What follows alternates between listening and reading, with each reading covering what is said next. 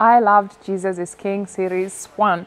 So let's now welcome our pastor, Mark Pomery, for Jesus is King Series number 2.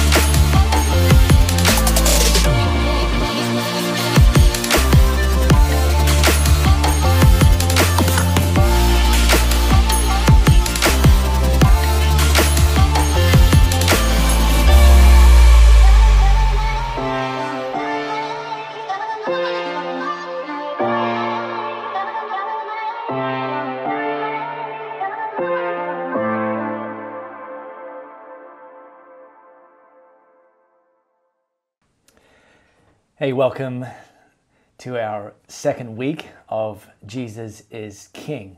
Back in the Pain Cave. Last time we were here and I was recording a message was week 3 of our series, If Money Talked. And we had construction going on at our house, a couple of meters that way. Well, that construction is continuing. 2 weeks ago, the background noise was a Bobcat driver. Today, the background sounds are brought to you by a team of carpenters. So you will likely hear buzzsaws, nail guns, and drills. You may also hear some occasional colorful adult language, and I just want you to know that's not my family members. That's also coming from the boys. Hey, I wonder if you've seen this film, 127 Hours, directed by Danny Boyle, the lead character played by James Franco. If you haven't watched it, I need to warn you, public service announcement, if you have a weak stomach, I recommend you probably don't watch it. But the film is based on the real life story of Aaron Ralston, or at least a slice of Aaron Ralston's story. In 2003, Aaron decided to go hiking in a canyon area in Utah on his own, which, okay, there's that. Whilst he was hiking, at one point a 300 kilogram boulder became dislodged and actually pinned his right hand against the canyon wall. And 300 kilo boulder isn't something you can shift just with your other available hand. And so Aaron was pinned to that boulder wall for 5 days until he realized that unless his only chance of survival was for him to actually cut off the part of his arm that was trapped. And so Aaron went about breaking his own forearm and then hacking his way through the tendons using pliers and through the flesh and bones using a pocket knife, the only tools he had available to him at the time. And then he rappelled one-handed down the side of a canyon, hiked several miles, and fortunately for him, he came across a family that were vacationing and they were able to help him get the medical attention he required. And the film, 127 Hours, is actually based on the book that Aaron Ralston wrote, the account of this episode. The book is called Between a Rock and a Hard Place. And the reason I share that with you is it's actually a picture of how some people actually find themselves stuck in a particular circumstance or stuck in a particular season, stuck between a rock and a hard place, sometimes because of what's happened to them, what others have done to them, what others have said to them. Sometimes it's by what they've done for themselves, become their own worst enemy. Whatever it is, when you're trapped or when you're stuck, that actually can start to inform the narrative in your head. And the thing about the narrative is as it plays out over and over and over again, this narrative easily becomes your new truth, easily can become your new reality. In fact, easily can start to inform your identity. when we're trapped, when we experience circumstances that weren't what we expected, and worse than we expected, weren't what we planned, weren't how we set out to see things happen, and certainly weren't the sort of outcomes or the certain points in our lives that we anticipated, there's a pattern that we can easily default readily into, super common, and it goes something like this: understand, control, fix. And maybe some of you can relate to that. So let me break that down. Let's start with understand. When we get into this situation, and by the way, Steve Hall covered some of this last week, and if you didn't join that message, go back, watch that. Fantastic, super encouraging message. Hammers, that's hammers, people. When we face circumstances or feel ourselves trapped by circumstances, the first question we can typically ask and tend to typically ask is why? Why did this happen to me? Why did I lose my job, even though I was working hard every day, doing what my boss asked of me? Why did my marriage break down, even though I brought my best, at least I think I did? Why did one of my kids start making unwise choices when my others didn't, and yet I tried to love them the same? And look, the why question, it's not an evil question, and actually it's not necessarily even a bad question. And thankfully, by the way, sometimes we can find the answer to that why question. We can actually just kind of replay the recent history, or maybe slightly more than recent history, and sometimes we find out the answer to the why. However, sometimes we don't. And when we don't find the answer to the why, that's when we get trapped.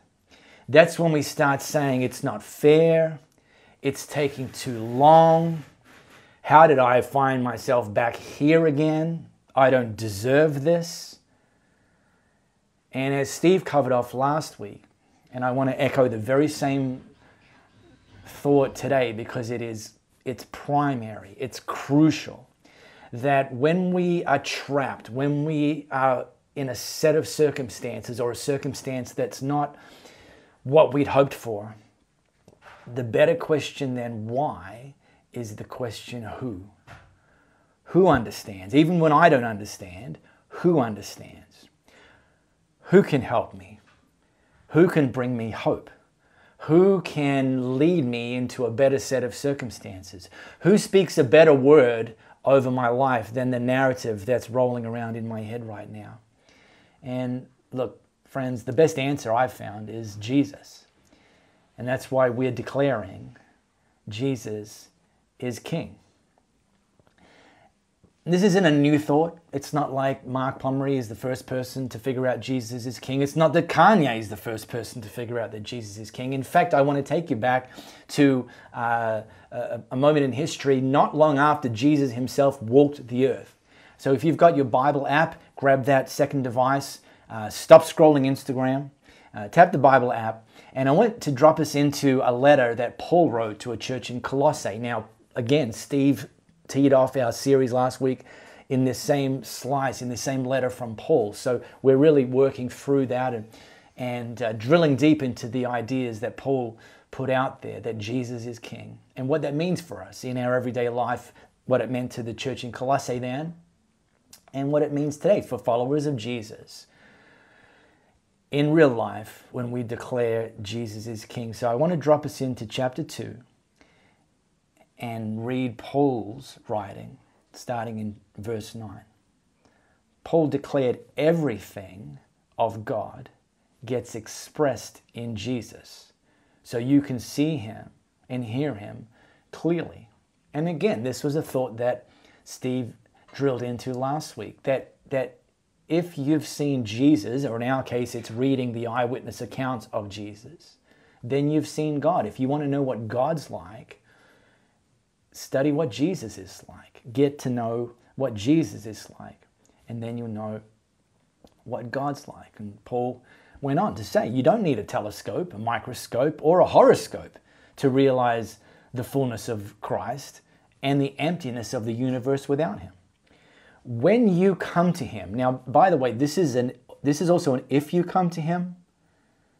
So these truths apply to people who've decided to follow Jesus. And if you haven't yet made that decision, then can I encourage you to consider making that decision, to come to Jesus, to say, Jesus, I want you to be my king, the king of my life. When you do, when you come to him, that fullness of Jesus comes together for you as well. You too. His power extends over everything. Let me start with that first idea. When you come to him, that fullness comes together for you too. When you feel trapped, it's easy to forget this narrative. When you feel trapped, it's easy to feel like you're not enough, or there's not enough, or there's no hope, or there's no solution here. And you're not always thinking about the fullness of Jesus living in you. Sometimes you're thinking that I'm not worth anything. Well, let me show you something. This here, this is called cash. Now, for those of you under 30, let me explain. Cash, it's like Bitcoin, except you can touch it. Okay, so this is cash, and here in Aussie, we make our cash with plastic, easy to clean. Did somebody say COVID? And no, I don't mean launder. This is $50. Now, let me just pretend I could reach through the screen now, and I could drop this in your lap. Would you want it? If I said, here's 50 Aussie dollars, would you want it? Well, I'm gonna assume the answer is yes. Well, let me show you this. What if I beat this up and crumpled it up and was still able to offer it to you through the screen? Would you still want it? Even though it's all wrinkled and dinged? Well, probably, because its value hasn't changed. What if I was to drop it on the ground and stomp all over it and then pick it up and it's dirty and it's beaten and then I could offer it to you through the screen? Would you still want it? Well, again, I'm going to assume you're a rational individual. And your answer would be yes, because you understand that despite it being battered and dinged and trodden on, that's Siri, everybody. That wasn't the Carpenters. I'm not sure I understand. Quiet, please. It's still worth $50. I'm not sure I understand.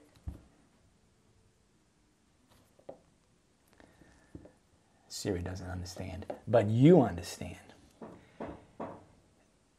From Jesus' point of view, when you come to him, from the day that you declare that he is king of your life, that fullness lives in you, and no circumstance, nothing that someone else can do to you, nothing that someone else can say to you, nothing that you can do to yourself will actually change the value that he sees in you.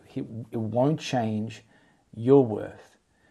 And so rather than asking the question why, let's look to the person who understands, who sees us for who he created us to be. And let's have that inform the narrative and become our identity. Well, then there's control. Understand, control. And this has been a big area for me. See, I used to be a control freak. I'm not anymore. I'm a recovering control freak, but I used to be a control freak. And look, don't get all Judge Judy on me, because I know some of you are control freaks. And by the way, I would ask you to identify yourself in the comments, but I know you're not going to, because you don't like being told what to do. But let me speak to the control freaks for a second. And I'm speaking to you as one who's been journeying beyond feeling the need to control everything. Most of my desire to control things comes out of how I'm wired. Not everything, by the way. Some of the control came out of insecurities, but some of it is generated by how I'm wired. I'm incredibly analytical. When I see a puzzle, when I see something that's broken, when I see something that's not working the way it should, I start to break it down, just instinctively start to break it down. Why? How come it's not working? What are the moving parts here? What's caused this? And not only am I highly analytical, I'm highly pragmatic. I'm looking at, okay, well, I don't just want to break down how come something's not working. I want to start to set up how can it be fixed? How can it be transformed? How can it be pieced together in such a way that it can actually be effective moving forward? And then I'm incredibly activistic. I just say, let's go. Once I've done the analysis, once I've got this kind of pragmatic plan in place, it's let's go. I don't need other people to motivate me. I'm very intrinsically motivated. And the chances are, for many of you control freaks, that you're wired very similarly. And here's the deal. It's a great strength to be analytical, to be pragmatic, to be activistic, and you can take that into your workplace, you can take that into your marriage, you can take that into your parenting, you can take that into your leadership and influence and your contribution to your church. It's a great strength, but as with any great strength, when you take it too far, it's no longer a strength, it now becomes your kryptonite. It's a great strength until it isn't. And one of the things that I discovered, and if you haven't discovered this yet, you will, is that there's some things that you'll say, I got this. And you possibly will. And there'll be other things that you say boldly, having broken it down and pieced it together in your head and decided to get busy, and say, I got this. And you'll soon discover that no, you don't, because your power isn't all powerful, which is exactly what Paul went on to write in this letter. Jesus' power extends over everything. My power doesn't, your power doesn't, Jesus' power does. And that's another reason why we boldly declare Jesus is King. Understand, control, your and my power doesn't extend over everything. And this third thing then is fix.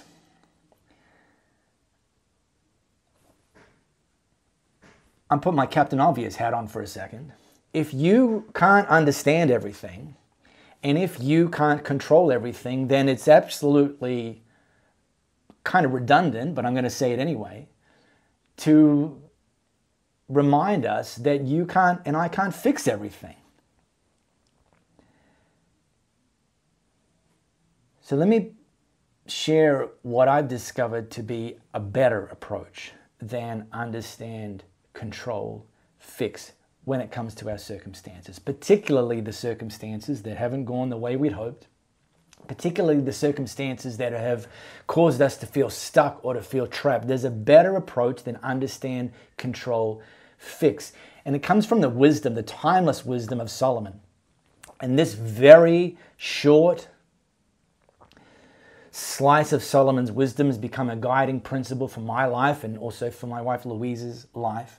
And you'll find it in Proverbs chapter 3. We're going to put it on the screens below right now. And this is what Solomon instructed us to do. Trust God from the bottom of your heart. Don't try to figure out everything on your own. Listen to God's voice in everything you do, everywhere you go, because He's the one who'll keep you on track. Instead of understand, control, fix, Solomon recommends we go with trust, listen, and the outcome is that God will keep our life on track.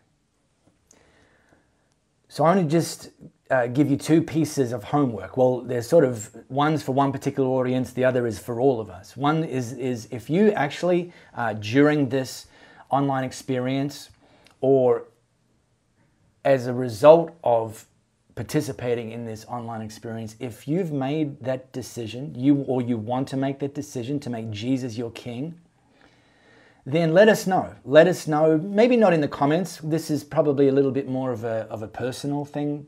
What we'd love you to do is download or open up our Elevate Church AU app, and you'll see a section in there called Next Steps. And in the Next Steps sections, it gives you the option to indicate that you've made Jesus your Lord. And if you fill that out and submit that to us, one of our team will confidentially get in touch with you and pray for you, encourage you, digitally probably. But we'd love to connect with you. If you've made that decision for the first time to make Jesus your King, let us know. And then the second piece of homework, the next step that I want us all to take, is also in our Elevate Church AU app. We're creating what we call Elevate Group Notes. You'll see them just on the landing page. You'll see a tile there called Elevate Group Notes, and go in there. And each week of this series, Jesus is King, we're loading up notes, and you can use them. I mean, we do have Elevate groups here. You can actually form any sort of watch parties or Elevate group notes in your part of the world. Or if not, these are still designed that they can be done by yourself. It's sort of like a Bible study kind of deal. You can get together, with your family, or maybe with a friend at a coffee shop, if you're allowed to do that at the moment. But use them to drill down, and not just to kind of know more stuff, because the test isn't our knowledge, but they're designed to be to be geared towards how do we apply what we're learning into our everyday lives. So next week, I'll be teaching week 3 of this series, Jesus is King. So I'd certainly love to have you join us for that. As our team have already said, be sure to subscribe and hit that notification bell. That'll remind you that we're up. And look, we say this most weeks as well. I think the most important thing you can do is to share this with people in your sphere of influence. Let them know, hey, I think you'd love this. I think you'd benefit from this. Share from Facebook, share from YouTube. And let's together reach more people and build more people.